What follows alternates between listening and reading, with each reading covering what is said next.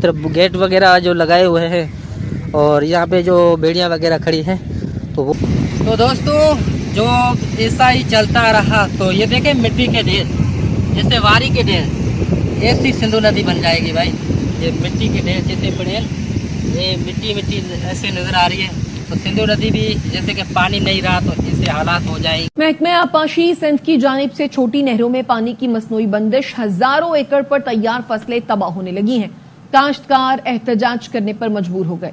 मेटारी से जंगबंदी के बाद होना तो ये चाहिए था कि फौरी तौर पर सिंतास मुआहदा बहाल होता, मगर मोदी तो हरधर्मी पर ही उतरा आया है और चनाब का पानी रोकने के ख्वाब देख रहा है। कश्मीर को यूनियन टेरिटरी का हिस्सा बनाया, एक रेड लाइन थी हमारी, उसको उन्होंने अबूर किया और उन्होंने यूनिलैटरल तो है अपने तई कहते हैं ना कश्मीर का मसला हल कर लिया।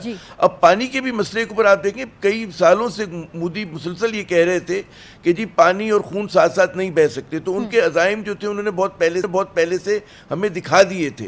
अब ज़ाहिर है कि हमें ये समझना चाहिए कि जो 4 रोज़ का जो कॉन्फ्लिक्ट हुआ है ये पाकिस्तान ने तो इनिशिएट नहीं किया, ना पाकिस्तान करना चाहता था, ना पाकिस्तान का कोई मंसूबा था, ये भारत के इनिशिएटिव था भारत ने। तो इसको आप जारियत भी कह सकते हैं या एग्रेशन भी कह सकते हैं और स्टेट ऑफ वॉर की तरफ वो पाकिस्तान को पुश करने की कोशिश कर रहा है। एक हमारे इंटरनेशनल लॉ के एक और प्रोफेसर हैं मुश्ताक साहब, उनका एक आर्टिकल है, उनके नज़दीक तो ये जंग का ऐलान हो चुका है जो मौक़िफ़ भारत ने लिया है।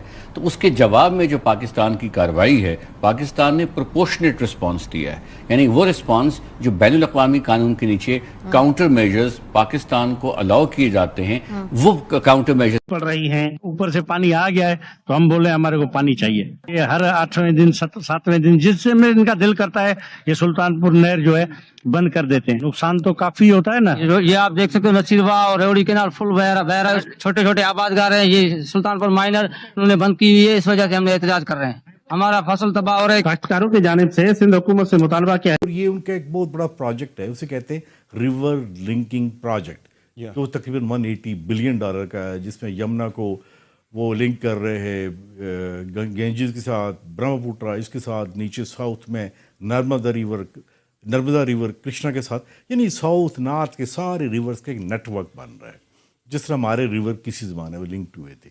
एक तो ये है।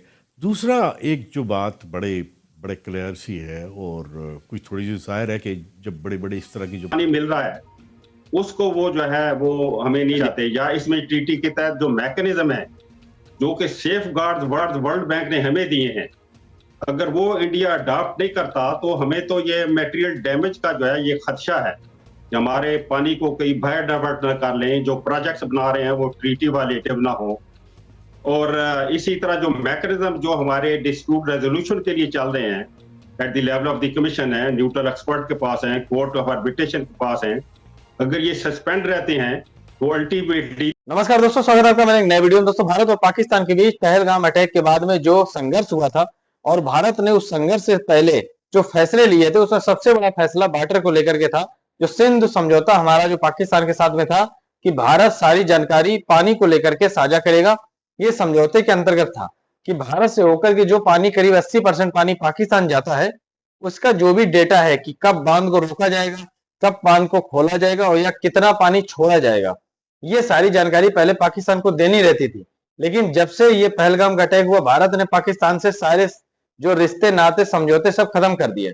तो अब पाकिस्तान में बहुत ज्यादा पानी की किल्लत हो रही है। उसका कारण ये है कि भारत जब चाहता है तो पानी पूरी तरीके से बंद कर देता है, मतलब हमारे यहाँ पे जो भी डैम है उनको बंद कर देता है, तो पाकिस्तान में पानी की किल्लत होने लगती है। और जब पानी यहाँ पर ज्यादा हो जाता है तो भारत उन डैम को खोल देता है, जिससे होता है कि पाकिस्तान में बाढ़ की स्थिति आ जाती है। अभी हमारे यहाँ पे जो इंफ्रास्ट्रक्चर है वो पूरा पानी रोकने की अभी हमारे पास व्यवस्था नहीं है, लेकिन फिर भी भारत जो सरकार है बहुत गंभीर है और पाकिस्तान जाने वाले पूरे पानी को रोकने के लिए पूरा प्रयत्न कर रही है। तो चलिए वीडियो देखते हैं। पाकिस्तानी बहुत ज्यादा बौखलाए हुए, झल्लाए हुए कि भारत ने पानी बंद करके पाकिस्तान को सुखा दिया है। मैं मिलता हूँ वीडियो के अंत। जो सबसे बड़ा यहाँ पर इशू है वो ये है कि पाकिस्तान का पानी भारत बंद कर देगा। लीगली हम कहाँ खड़े हैं इस इशू के ऊपर, या यकतरफा तौर पे भारत क्या ये इस मुआहदे से निकल सकता है? जी, मेरा नहीं ख्याल भारत यकतरफा तौर पे इस मुआहदे से निकल सकता है। ये भारत का मौक़िफ़ ज़रूर है, लेकिन मुआहदे में ऐसी कोई शिक मौजूद नहीं है, कोई प्रोविज़न नहीं है, कोई आर्टिकल नहीं है जो दोनों पार्टीज़ ने आपस में एग्री किया हो बैक इन 60s। तो उसकी एब्सेंस में ये एक मौकफ है, एक सियासी मौकफ है, लेकिन लीगली स्पीकिंग ट्रीटी इंटैक्ट तस्वर की जाएगी और उसके बारे में यही व्यू होगा कि ये इंटैक्ट है और उसकी वायलेशन करने की अटेम्प्ट है जो भारत कर रहा है। लेकिन साथ साथ वो ये भी कर रहा है, चूंकि वो बहुत सख्त जबान इस्तेमाल की है भारत ने, तो इसको आप जारियत भी कह सकते हैं या एग्रेशन भी कह सकते हैं और स्टेट ऑफ वॉर की तरफ वो पाकिस्तान को पुश करने की कोशिश कर रहा है। एक हमारे इंटरनेशनल लॉ के एक और प्रोफेसर हैं मुश्ताक साहब, उनका एक आर्टिकल है, उनके नज़दीक तो ये जंग का ऐलान हो चुका है जो मौकफ भारत ने लिया है। तो उसके जवाब में जो पाकिस्तान की कार्रवाई है, पाकिस्तान ने प्रोपोर्शनेट रिस्पांस दिया है, यानी वो रिस्पांस जो बैनुल अक़वामी कानून के नीचे काउंटर मेजर्स पाकिस्तान को अलाउ किए जाते हैं, वो काउंटर मेजर्स लिए गए, जिसका लिस्ट आपने भी थोड़ी देर पहले पढ़ी। लेकिन इसके बावजूद पाकिस्तान को ये मौकफ जो है ये जुडिशियल फोरम्स में एक्सप्लोर करना है, कहाँ लेके जाना है, कौन से अगेन वो मुख्तलिफ ऑप्शंस होंगी, क्योंकि उसके बारे में थोड़ी सी जरा और तहकीक करने की जरूरत पेश आएगी। वजह यह है कि अगर आप किसी भी फोरम में जाएंगे, भारत तो उस फोरम को ज्वाइन करने के चांसेस नहीं है। अच्छा। तो अब आप स्पेसिफिक रिलीफ मांग रहे हैं फोरम से, वो अगर स्पेसिफिक रिलीफ उसका ऑर्डर करता भी है कोई भी फोरम फॉर दैट मैटर, और भारत कहता है हमें उससे कोई सरोकार नहीं है, तो फिर अगेन वो सारी की सारी एफर्ट जो है वो किस तरफ को जाएगी? इंटरनेशनल कोर्ट ऑफ जस्टिस में जाया जा सकता है। कोर्ट ऑफ जस्टिस जो इसी तरह डिस्प्यूट रेजोल्यूशन मैकेनिज्म, उसका ये सब चीजें जेर गौर हैं, लेकिन उससे ज्यादा जो वेन्यू है वो यूएन सिक्योरिटी काउंसिल का है कि यूएन सिक्योरिटी जीत लिया है। लेकिन वो कहते हैं ना कि असल होता है कि जंग जीतना और बात होती है, लड़ाई जीतना और है। तो हमने वी वन अ बैटल, लेकिन एक जंग जो है हमारे सामने है और वो भी ख़त्म नहीं हुई है। तो हम लोग जो यकीनन खुशी मना रहे हैं, अच्छी बात है, लेकिन हमें सोचना चाहिए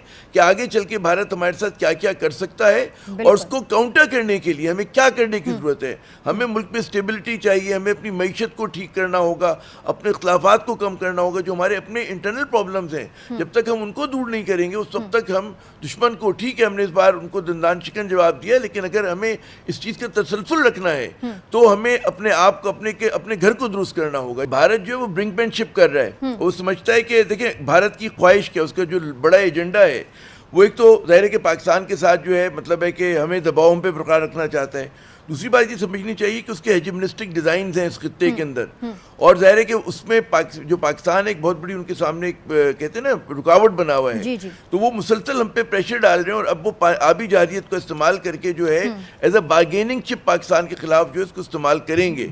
और ज़ाहिर है आपने हम लोग तस्करा करते रहे जी बैनुल-अक़वामी क़वानीन क्या कहते हैं और वर्ल्ड बैंक क्या कहता है। असल बात ये होती है कि जिसके पास ताकत होती है तो वो अपनी बातें मनवा लेते हैं। हमने ये देखा है कि दुनिया जो है अमूमन ताकत के साथ जाती है, वरना वो मुजरिमाना खामोशी जो है वो इख्तियार कर लेती है। तो पाकिस्तान को इस वक्त हमारे ऊपर एक बहुत बड़ा चैलेंजिंग वो आ गया है हमारे पास कि भारत जो है वो किसी भी हद तक जाएगा, उसका इकोनॉमिक क्लाउड बहुत बड़ा है। यकीनन इस मरतबा के राउंड में उसको आमिर साहब ये भी तो हमने देखा है ना कि सदर वर्ल्ड बैंक के सिंतास मुआहदे से उन्होंने कहा कि मुअत्तली की कोई गुंजाइश ही नहीं है। तो जब कोई गुंजाइश ही नहीं है, सदर वर्ल्ड बैंक कह चुके हैं, तो फिर भारत कौन सी हठधर्मी है जिस पे बरकरार है और वो क्या दुनिया को दिखाना चाहता है? इतनी ज्यादा हजीमत का सामना करना पड़ रहा है उसको, स्टिल अब तक वो अपनी हठधर्मी पर धरा हुआ है। देखिए यूनाइटेड नेशंस की सलामती कौंसिल की करारदादें 1948 की, उस पर क्या अमल हो गया? नहीं हुआ ना। अच्छा इसी तरह दोस्तों देखा हमने वीडियो कैसे पाकिस्तानी बौखला रहे हैं कि भारत ने पाकिस्तान की नदियों को रेगिस्तान बना दिया है। मतलब कि भारत और पाकिस्तान के बीच जब से पहलगाम अटैक के बाद वो संघर्ष हुआ था और भारत ने सारा मतलब जो भी रिश्ता और नाता था सब बंद कर दिया। पाकिस्तान से ना व्यापार होगा, ना कोई बातचीत होगी, ना बॉर्डर खुलेंगे, ना पानी को लेकर के हमारी कोई बातचीत होगी। मतलब जो समझौता था उसको निरस्त कर दिया भारत सरकार ने। अब उसका खामियाजा पाकिस्तान की जनता को भुगतना पड़ रहा है, क्योंकि भारत जब चाहता है तो डैम को पूरी तरीके से बंद कर देता है, पानी पाकिस्तान में जाने ही नहीं देता है। हमारे यहाँ पे अभी वो इंफ्रास्ट्रक्चर नहीं है कि उन बंद को अगर बंद किया जाए तो उस पानी को डाइवर्ट करके पंजाब होते हुए राजस्थान पहुंचाया जा सके। अभी हमारे यहाँ पे उस तरीके के इंफ्रास्ट्रक्चर नहीं है। लेकिन अगर भारत सरकार जितनी गंभीर है और अगर काम चलता रहा तो ये 5-10 सालों में टोटल पानी जो पाकिस्तान का है वो रोक दिया जाएगा, क्योंकि सारा पानी भारत में इस्तेमाल होने के लिए जो इंफ्रास्ट्रक्चर होगा वो पानी वहां से डाइवर्ट करके नीचे राजस्थान तक भेज दिया जाएगा।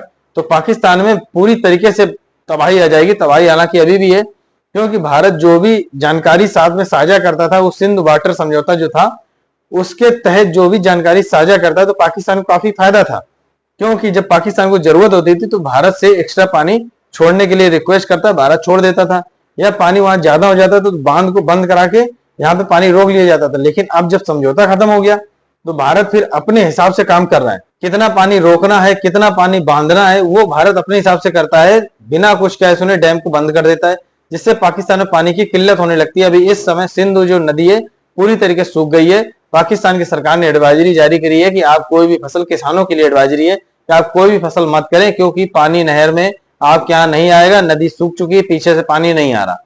तो पाकिस्तान सरकार ने एडवाइजरी जारी कर दी है पाकिस्तान के किसानों के लिए। तो बहुत बुरी स्थिति है। बाकी आप लोगों ने पूरा वीडियो देखा ही है। अगर आपने चैनल नहीं सब्सक्राइब किया तो कृपया चैनल सब्सक्राइब करें, वीडियो को लाइक करें, वीडियो शेयर करें। मिलता है नेक्स्ट वीडियो में, तब तक के लिए जय हिंद, वंदे मातरम।